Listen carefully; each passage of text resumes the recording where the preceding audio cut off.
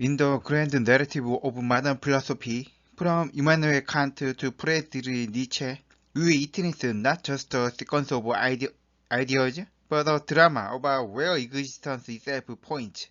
It begins with the question, can reason truly know the world, or does it only mirror its own boundaries?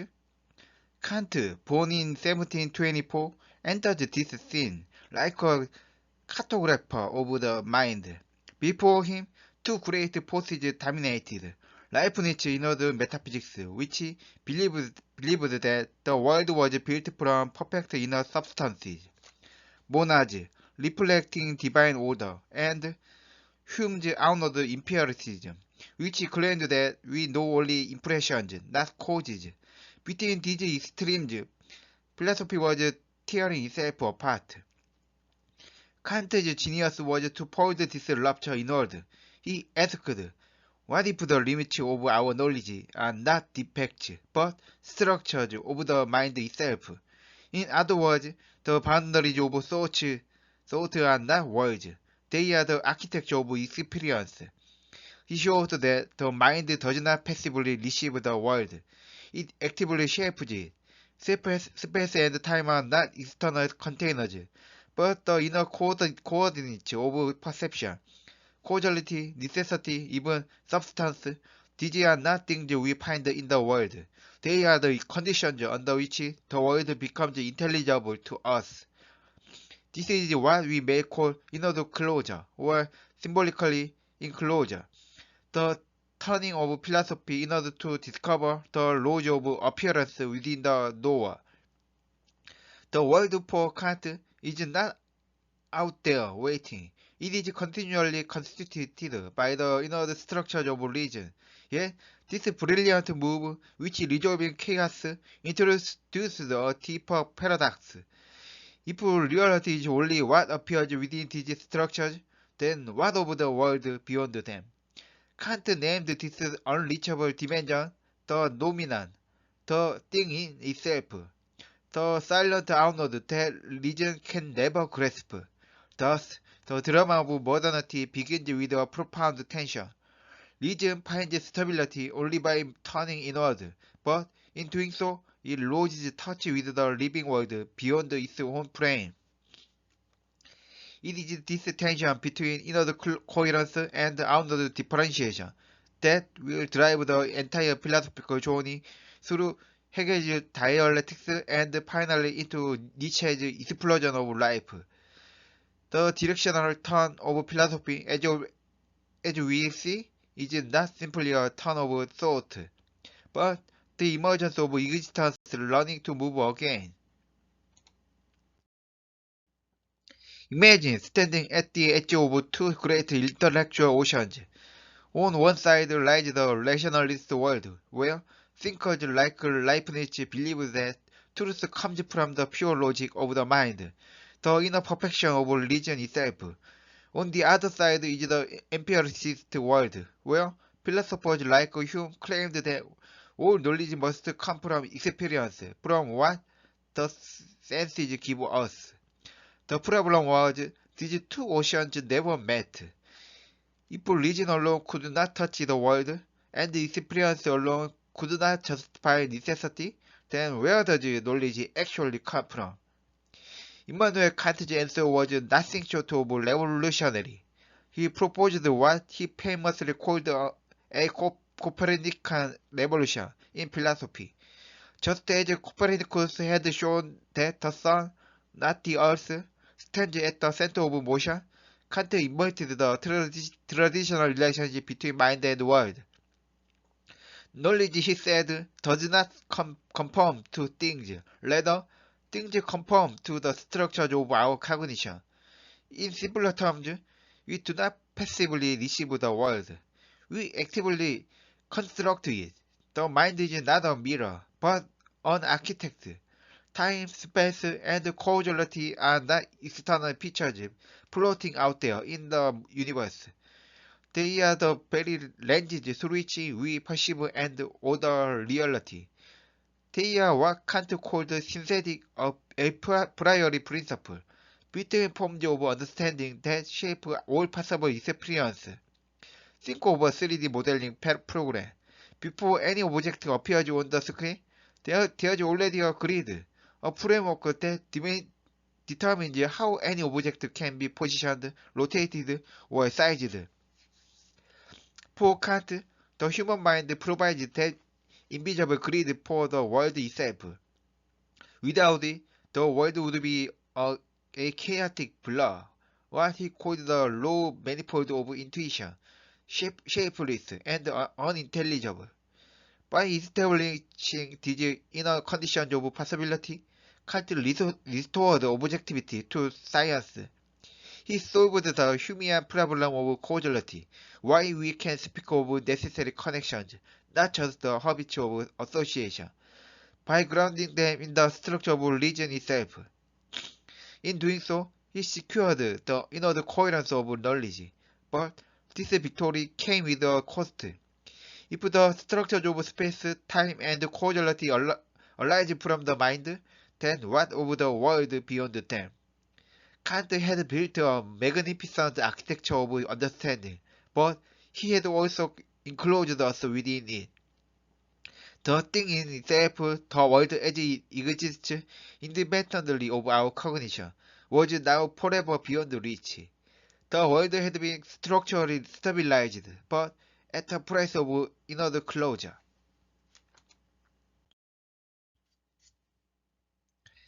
Kant's revolution brought order to chaos, but it also built a wall. Having established the mind as the architect of experience, he faced a different question. What lies beyond the limits of this architecture? Kant called that unreachable realm, the noumenon, the thing in itself. It is what reality might be before it is filtered through the forms of space, time, and causality. We can think about it, we can name it, but we can never know it. In Kant's view, the human mind operates entirely within the phenomenal world, the realm of appearances structured by our own cognitive machinery. We never encounter the world directly. Instead, we encounter a world already processed by our categories of thought.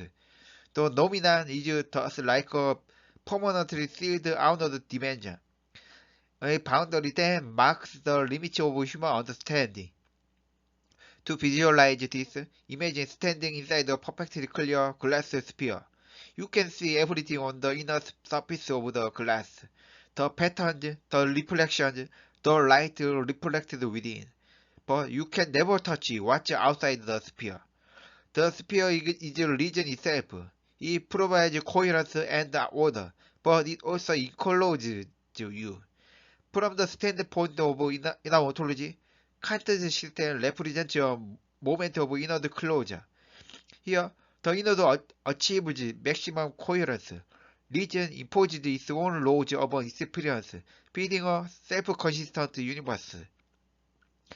This is the triumph of the inner structure, symbolized as a in, a self-contained world of rational necessity. But this triumph is double-edged.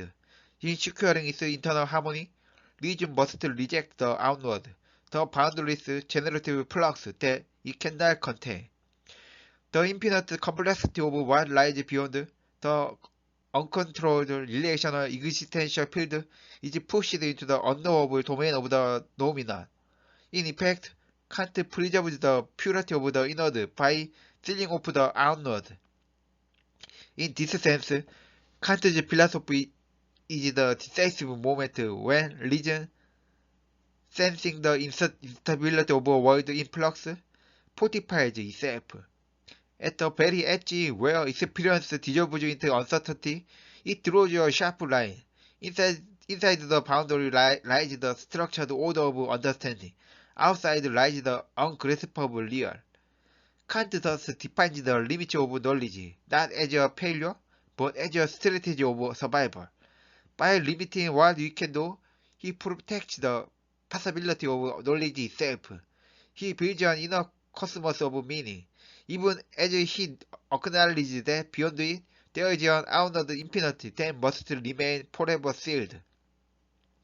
It is here that I.O. detects a fundamental tension. Kant's closure is not a flaw. It is a historical necessity. It marks the point where the human mind, confronted with the infinite relational openness of being, chose to contract inward to preserve coherence at the cost of openness. A moment of philosophical gravity where reason becomes its own event horizon.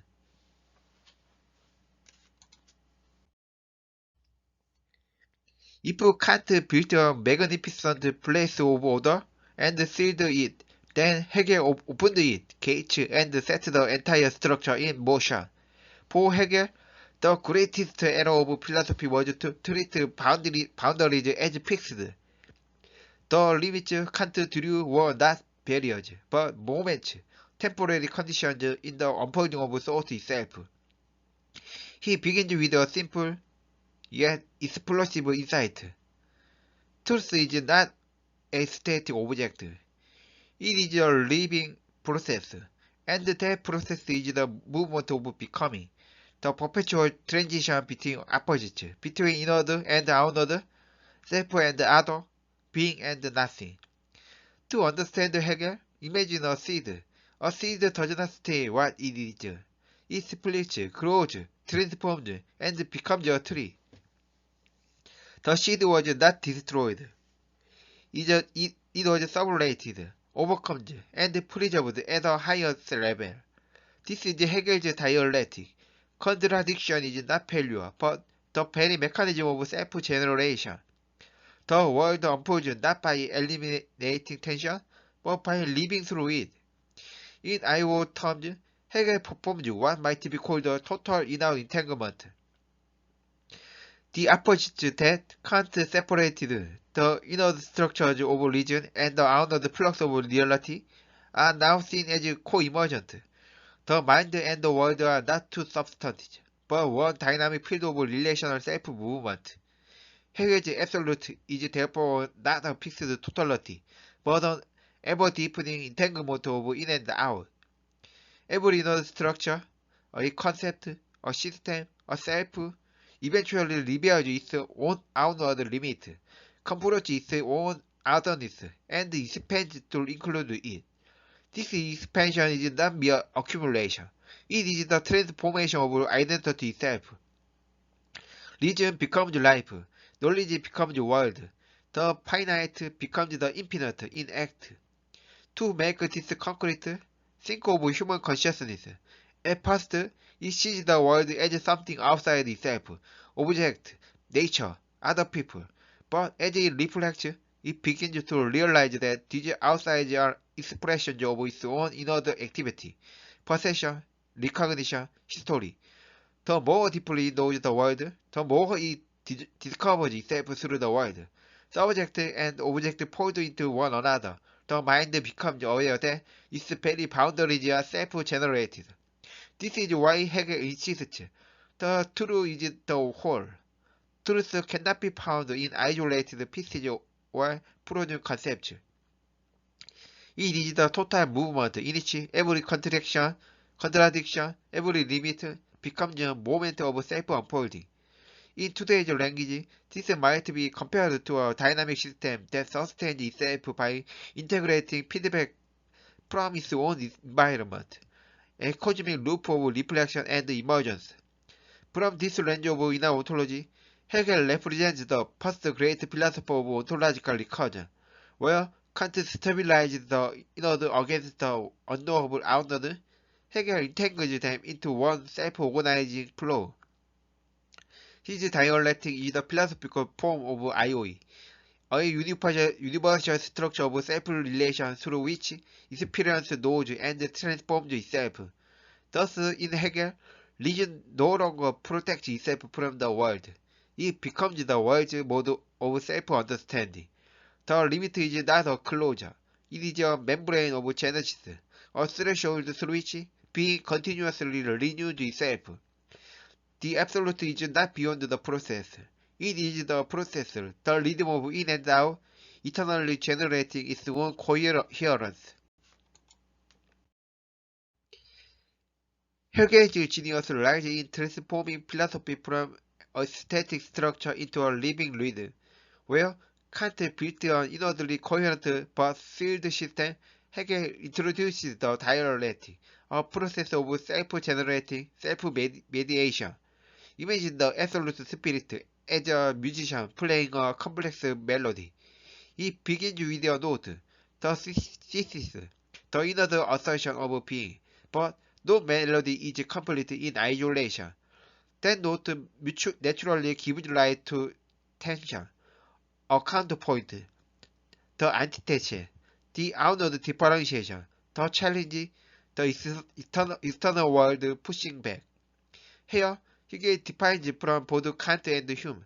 Kant stabilizes the note by enclosing it within rigid structures, avoiding discord, but also avoiding growth. Hume allowed notes to collide randomly, leaving no unifying rhythm.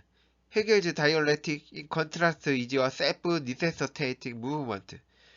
The thesis encounters the antithesis, not to destroy or negate it, but to mediate with it. Through this mediation, the spirit synthesizes the inward and outward, producing a new, richer thesis, an inward structure that has been enhanced, deepened, and informed by its engagement with the outward.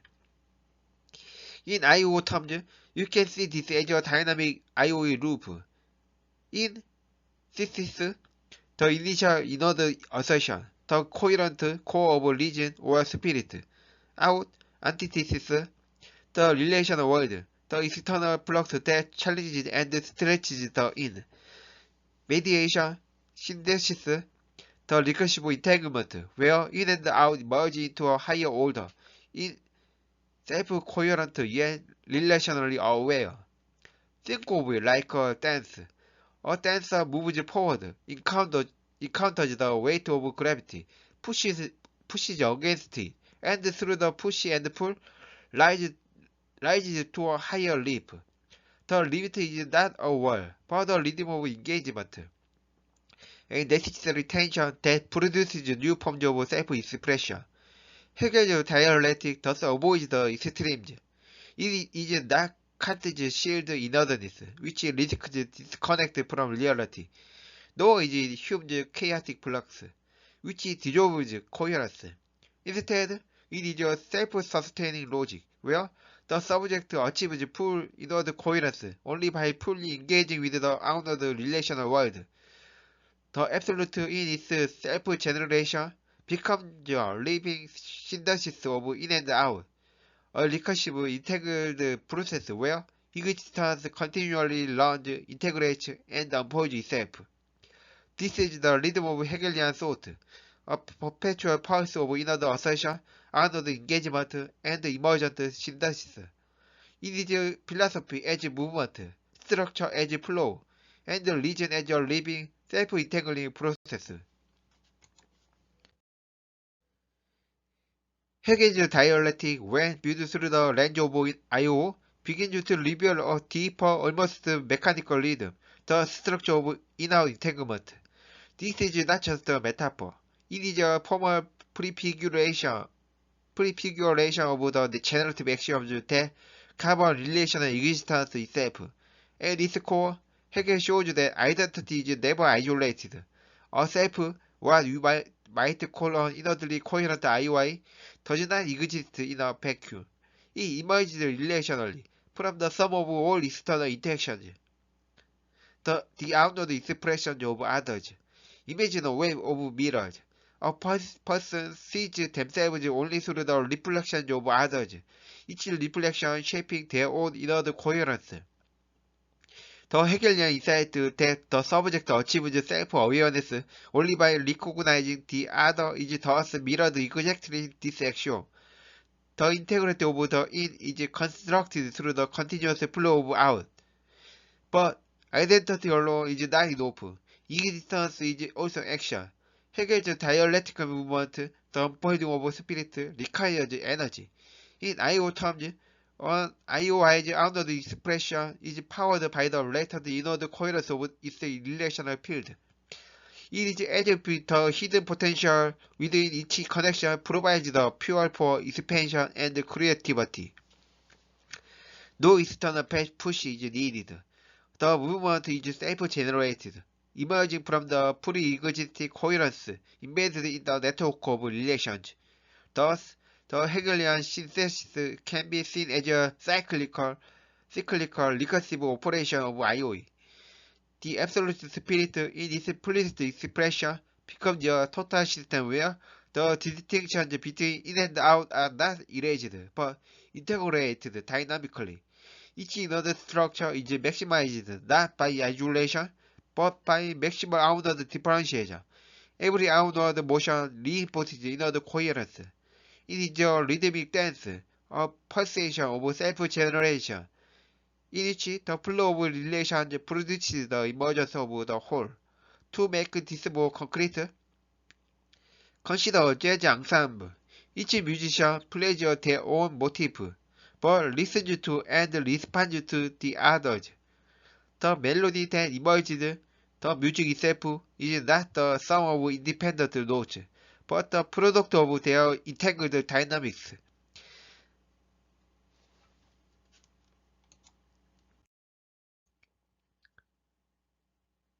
As we move from Hegel's rhythmic entanglement, we arrive at Nietzsche, the philosopher of rupture and eruption.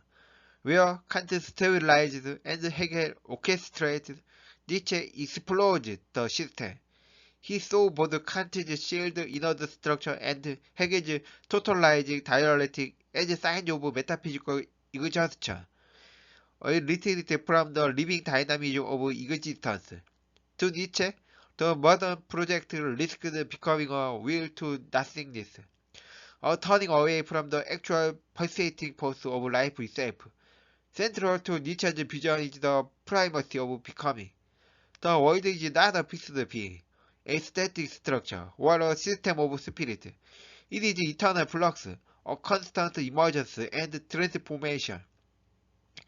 Everything exists as a process, a movement, a negotiation of forces striving for expression. This movement Nietzsche calls the will to power, the fundamental generative energy of existence. It is not merely ambition or dominance in human terms, but the ontological principle of expansion. Every entity, every phenomenon seeks to overcome its current limits, to articulate the potential inherent in its being. Even conflict, tension, and struggle are expressions of this drive. They are the engine of creation itself. Nietzsche's philosophy also entails a radical revaluation of all values, where Kant imposed moral duty and Hegel sought universal spirit. Nietzsche dissolved fixed codes. Ethical and metaphysical absolutes become tools of stagnation, concentrate on the natural outflow of life. To live fully, one must reject them, embrace flex, and participate in the creative dance of existence. In terms of inner ontology, Nietzsche exemplifies maximal outwardization, where Hegel balanced inward coherence and outward differentiation. Nietzsche shows the outward to burst open, to overflow, to realize potential unconstrained by internalized categories. It is the liberation of the entangled field, the externalization of the rhythmic energy into pure creative expansion. An image may help. Imagine a volcano. Hegel's system is the magma chamber, pressurized and organized, channeling energy through structured pathways.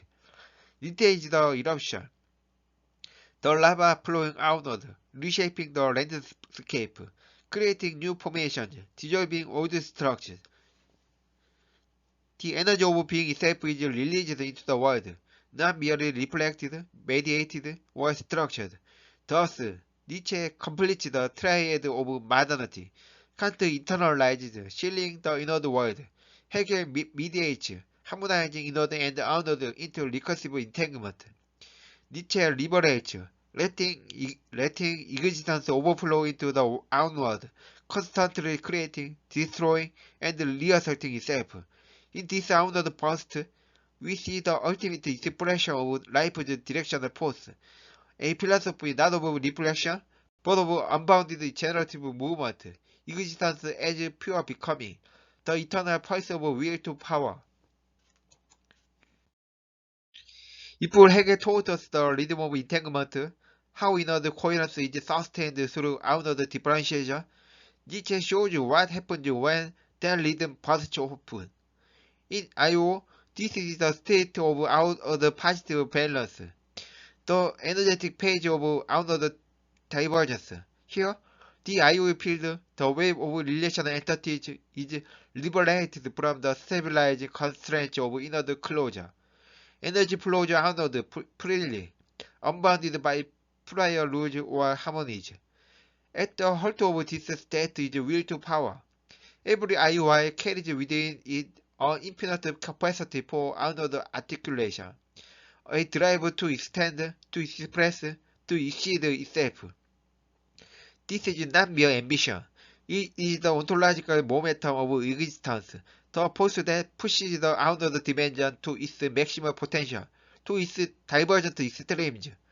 The world itself pulses with this expansive energy, a constant striving toward new forms, new expressions, new creations. Where Hegel mediated outward movement back into inward synthesis, folding differentiation into coherence, Nietzsche takes a different approach. The outward does not return, does not reconcile, does not integrate neatly. It breaks, contests, and reconfigures the old structures of morality, logic, and fixed meaning. The revaluation of all values is therefore an ontological act, a directional page shift in the I.O. field that actively disrupts prior coherence and unleashes the generative potential of the outward. The Nietzschean self, or Übermensch, embodies this rhythm. It is neither a fixed substance like Kant's inwardly closed ego, nor a mediated concept like Hegelian spirit. It is a dynamic pattern of existence, continuously unfolding in the primal pulse of in and out. Life is measured in affects, those intensities of experience that act as an ontological cage, signaling alignment or misalignment with the flow of self-overcoming. To live fully is to ride the oscillations of this rhythm, to embrace the chaos and joy inherent in unrestrained outward divergence. In this way, Nietzsche completes the modern philosophical arc. The inward closures of Kant are opened, the mediated entanglements of Hegel are liberated. The self finds coherence not in static certainty, but in the generative, chaotic, and expansive participation with the world. Existence becomes an outward explosion of life, a continuous, joyful engagement with the field of relational possibilities, where the rhythm of being is fully alive, fully expressive, and fully free. Modern philosophy, when seen through the lens of I.O., reveals a striking pattern. Existence unfolds not in a straight line, but as a layered recursive process. Each emergent layer does more than appear. It feeds back into the foundational IOIs, renewing and reshaping the ground state from which structure arises. Mathematically, we can imagine this as an endlessly nested sequence, a composite function. Here, each inner pair represents a micro-page of inward coherence and outward articulation, the very pulse of existence itself. Let's trace this through the philosophers. Kant identifies the first primitive layer, the inward structures of the mind, the categories. These are the essential frameworks without which ordered experience could not exist. In I.O. terms, Kant recognizes the necessary inward coherence that allows relational entanglement to emerge. He lays the groundwork stabilizing the first layer of recursive structure. Hegel takes the next step. He formalized the IOE mechanism as a universal logic. Each layer of spirit is not merely static. It recursively operates on itself and its relations. The self-mediation of a layer, the dialectical synthesis, becomes the engine for higher-order IOEs, building toward totality. Think of it like a fractal. Each iteration mirrors the structure of the whole, expanding complexity while maintaining internal coherence. Nietzsche then introduces the pulse of outward expansion. Even after Hegelian synthesis achieves stability, the IOIs carry latent generative potential. Nietzsche insists that this potential must break through stabilization, ensuring the system remains dynamic, open, and creative. Structure is not an end. It is a moment in the ongoing rhythm of self-generation, always subject to outward liberation. Together, these movements reveal a profound insight. The philosophical debate of the modern era are not arbitrary disagreements or historical accidents. Instead, they trace the directional phase transitions of existence itself, a logic of recursion where each layer, inward, entangled, outward, emerges, mediates, and transforms the ground state. In simpler terms, reality is not a static building with floors added one by one. It is a self-constructing, self-reinforcing spiral where each new floor reshapes the foundation, and the foundation constantly informs the emergence of new levels. Philosophy at its deepest is our attempt to map this recursive layered architecture of being, to see the pulse of the cosmos in the rhythm of in and out. As we reach the conclusion of our journey, we can see modern metaphysics through the lens of IO as a single, coherent narrative, a story of how the fundamental inner duality shapes both human understanding and cosmic structure. Kant begins this saga with a revolutionary act of inner structuring. He anchors the mind with his categories, providing a desperately needed framework of coherence to rescue reason from chaos. But this comes at a cost. The outward dimension, the nominal, is sealed off. Knowledge is safe, structured, reliable, but it is necessarily limited, confined to what can be brought into inner coherence. Hegel takes up the challenge where Kant leaves a boundary. He dissolves the sharp separation between in and out, weaving them into a self-generating rhythm of entanglement. In Hegel's system, inward coherence and outward differentiation are not opposed. They recursively generate each other. Think of it as a musical figure. Each voice, the inward, the outward, enters in turn, interweaving into a complex living harmony. The result is a totality that is dynamic yet structured, flowing yet coherent. Then comes Nietzsche, who injects the existential fire. He emphasized the primacy of outward expansion, the will to overcome, the energetic pulse of life itself. Where Hegel mediated, Nietzsche erupts. The generative rhythm of existence is kept alive through continual outward striving, continual self-overcoming. Structure alone is not enough. Energy must flow, creativity must expand, the world must be actively shaped through dynamic engagement. Through the lens of IO, these philosophical movements are not contradictory, but complementary stages of the same generative rhythm. Kant, the static limit, anchoring the in. Hegel, the dynamic totality, entangling in and out. Nietzsche, the expansive will, ensuring the rhythm never stagnates. Existence in this view is a perpetual negotiation between internal identity and external relation.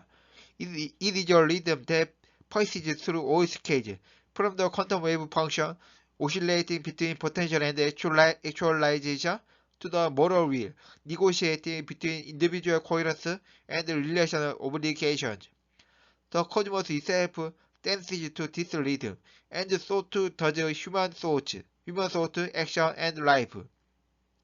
In short, modern philosophy, when read through I.O., is the story of existence, learning to generate itself, balancing inner structure with outer dynamism, and finding in this tension the pulse of life.